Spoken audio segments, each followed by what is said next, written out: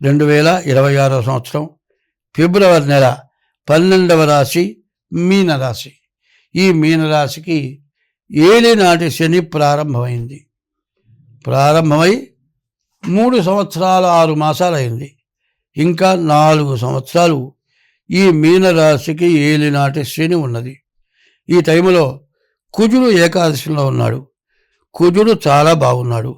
కేతువు బాగున్నాడు. కుజుడు కేతువు శుక్రుడు బాగున్నాడు.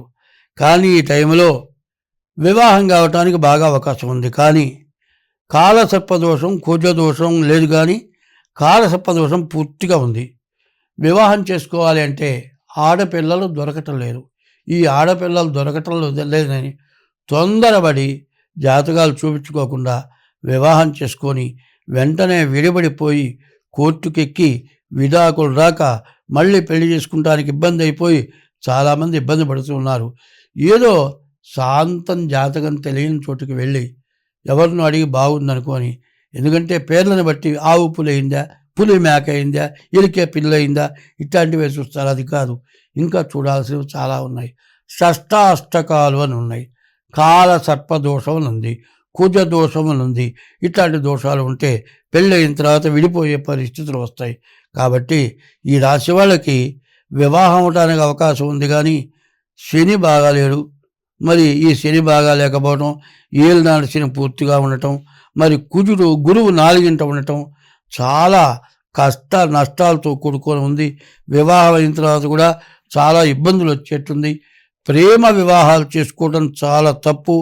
ప్రేమ వివాహాలు తొందరపడి జాతకాలు చూడకుండా సరైన నిర్ణయం తీసుకోకుండా ఉంటే, షష్టాష్టకాలు అంటే 6, 8 రాసులు అయ్యేటట్లయితే ఇద్దరు ఒక చోట ఉంటే ఇద్దరి మధ్యలో పచ్చిగడ్డి వేసి అగ్గి పుల్లగిస్తే బగ్గున మండుతుంది. అంత విపరీతమైన శత్రుత్వం ఉంటుంది. ఇట్లాంటి పెళ్ళిళ్ళు చేసుకొని చాలామంది ఇబ్బందులు పడుతున్నారు. కోర్టులో ఇవే వ్యాజ్యాలు ఎక్కువగా ఉన్నాయి. లాయర్లు కూడా ఇదే చెబుతున్నారు.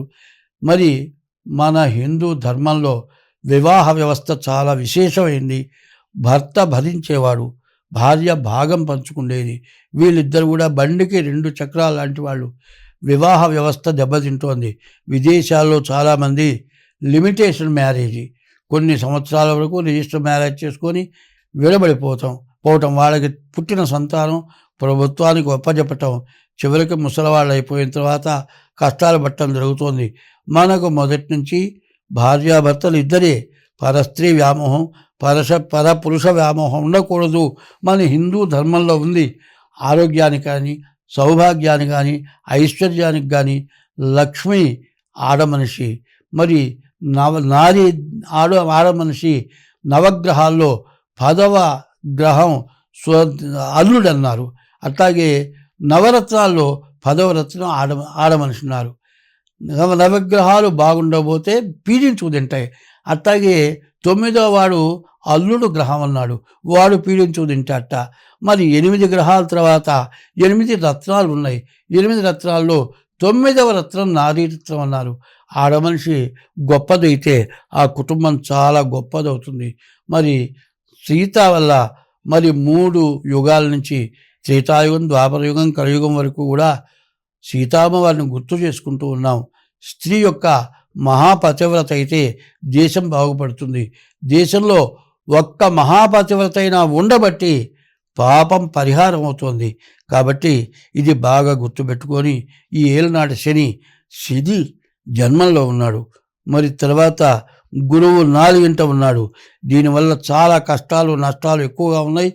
చెప్పటానికి అలివిగానే బాధలు ఉన్నాయి. కాబట్టి ఈ రాశి వాళ్ళు కూడా డేట్ ఆఫ్ బర్త్ ద్వారా జాతకం చూపించుకొని మీరు తగినటువంటి ఫీజు చెల్లించి దానికి తగినటువంటి శాంతులు ఏమైనా ఉంటే దాని ఖర్చు ఉంటుంది, అది తీసుకొని మీకు చేయిస్తాం. దీన్ని బాగా గుర్తుంచుకొని జాగ్రత్త పడండి. అన్ని విధాలా మీకు ఏదో అపకారం చేసి అన్యాయంగా డబ్బులు తినే స్వభావం నాది కాదు. ధర్మమైన పద్ధతిలో అవసరమైనంత వరకే మీకు ఏ కార్యక్రమాలను చేయటం చెప్పటం జరుగుతుంది. స్వస్తి.